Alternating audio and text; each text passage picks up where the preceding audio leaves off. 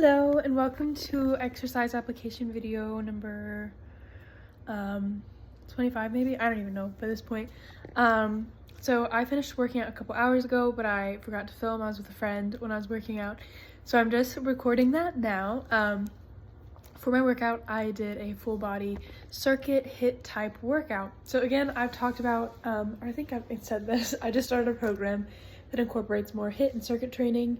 And while that's not the same level of endurance training as, say, running 4 miles, it still is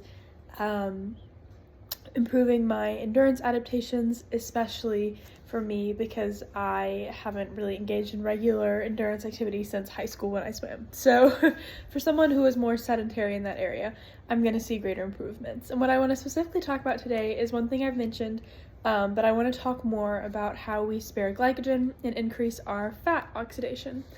So with endurance training, we see things I talked about, like AMP kinase in my last video. It regulates the transcription factors that allow for the increased capillary density, we see, which then allows, and then more mitochondria. And when we have more mitochondria, mitochondria is the site of our aerobic energy pathways. So when we're talking Krebs, when we're talking the ETC, that is where that is happening in the mitochondria. And so when we think about aerobic training, we think slow twitch, we think fat, because carbs we have less availability of. We have about 2,000 calories of carbs in our body. And so when you do things like 1 rep max, sprint 100 yards, you are using primarily your anaerobic pathways, which are using carbs because it's quick energy, it's available, you're burning through that rapidly. But as we get into more long-term endurance activities, we start to use fats because we have more of them and thus they're more sustainable. Additionally, in using fats, we do not create lactate, right?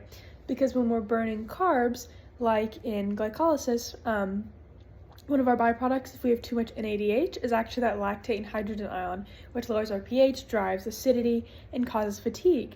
So one of the benefits with endurance training, and partially why we use that, is we want to use fats because we are not creating lactate, thus diminishing a source of acid and being less fatigable.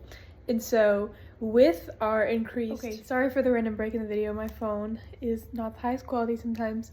But as I was saying, when we have those increased mitochondria because of things like AMP kinase and other genetic transcription factors, we have more workspaces to beta oxidize our fats. Additionally though, with our increased capillary density, we can bring more of those fats in. So think of it as we're in a factory. We not only have more workbenches now, we have a bigger factory, we've recruited more workers. So we can oxidize more and more fat, which is super convenient. It's going to lead to less fatigue, which again, our overall goal, I talked about this in my last video for endurance training, is to increase our VO2 max, which is how much we can take in and utilize oxygen. And we are able to better utilize oxygen when we have all of these adaptations, and we're able to go for longer and be more sustainable. And that's exactly what burning fats does. It prevents that lactate, that acidity or accumulation of acidity. And but additionally, I think I hit on this briefly, we do see increased GLUT receptors, the GLUT4, in our muscle cells, so that if we were to need it, we could very quickly utilize glucose kind of as a backup plan. But again, it is more efficient to use fats. And my camera is kind of getting janky again, but that was this video. Thank you.